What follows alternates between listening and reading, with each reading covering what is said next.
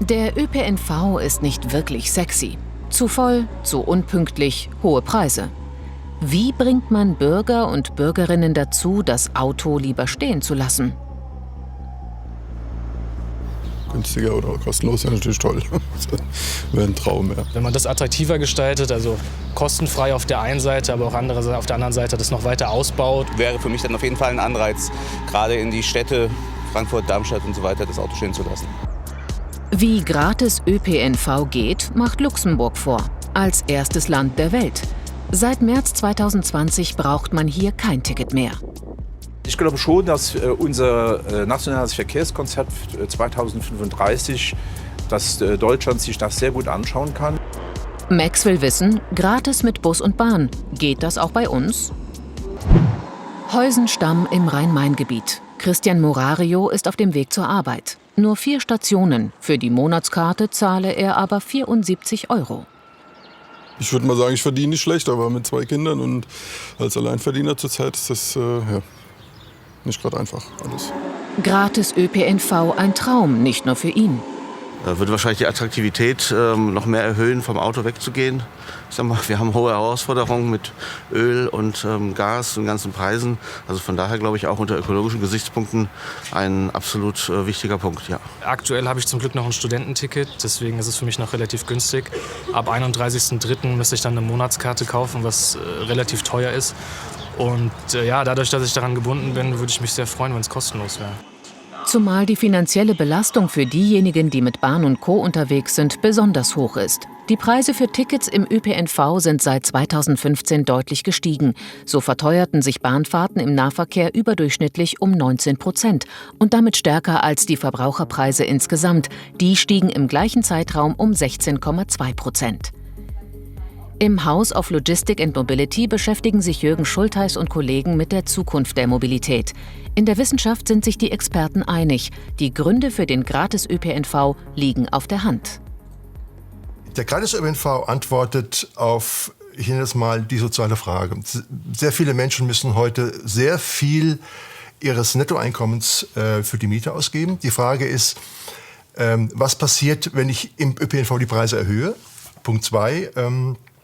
Natürlich kann der Gratis-ÖPNV einen Beitrag zur Verkehrswende leisten. Wie Gratis-ÖPNV gehen kann, Luxemburg macht es vor. Er gilt als Vater des Modells. François Bausch, der Grünen-Politiker, ist Vizepremier und Verkehrsminister. Seine Vision: Luxemburg zur Modellwerkstatt für den Verkehr des 21. Jahrhunderts machen. Was wir tun, ist sehr hohe Investitionen in ein multimodales Verkehrssystem. Und der Gratis-Öffentlichverkehr ist eigentlich so, ja, das Sahnehäubchen obendrauf, ist nicht der zentrale Punkt, aber hilft uns natürlich, damit es einfacher nutzbar ist. Und auch, es hat die Debatte unglaublich befeuert, damit die Leute mal nachdenken überhaupt über ihre Verkehrsgewohnheiten. Die Zahlen geben ihm recht. Die Stadtbahn fährt einen Fahrgastrekord nach dem anderen ein. Das ehrgeizige Ziel: bis 2030 den Autoverkehr um 20% reduzieren. In Luxemburg ist der ÖPNV Staatsaufgabe, wird komplett aus Steuereinnahmen finanziert. Über Steuern finanzieren ist für mich eigentlich gerechter. Mobilität ist heute so wichtig in unserer Gesellschaft, dass der Staat das garantieren muss. Und deshalb, wenn man das über Steuern allgemein finanziert, dann ist es natürlich so, die wenig verdienen, zahlen in der Regel sehr wenig Steuern oder sogar gar keine Steuern. Die haben es wirklich umsonst. Und je mehr man Steuern zahlt, je mehr trägt man bei. Doch Gratistickets allein können den ÖPNV nur begrenzt attraktiver machen. Das weiß auch François Bausch. Neue Bahnhöfe, neue Strecken, höhere Taktung. Die Qualität muss stimmen. So investiert Luxemburg jährlich 607 € pro Kopf in die Schieneninfrastruktur. 5-mal so viel wie Deutschland. Hier sind es 124 €. Nun ist Luxemburg ein reiches Land, doch das Argument lässt der Minister nicht gelten. Das ist natürlich eine politische Entscheidung, wo man Prioritäten setzen muss. Das hat auch gar nichts damit zu tun, ob man jetzt ein reiches oder ein weniger reiches Land ist. Es ist mehr, was ist meine Priorität für die Zukunft? Luxemburg hat sich für diesen Weg entschieden. Wie sieht es in Deutschland aus? Wir fragen nach beim Verband der Verkehrsunternehmen. Wäre ein Gratis-ÖPNV aus Ihrer Sicht denkbar? Ich halte den Gratis-ÖPNV nicht für den richtigen Weg, weil er massenhaft und massiv Steuermittel bindet.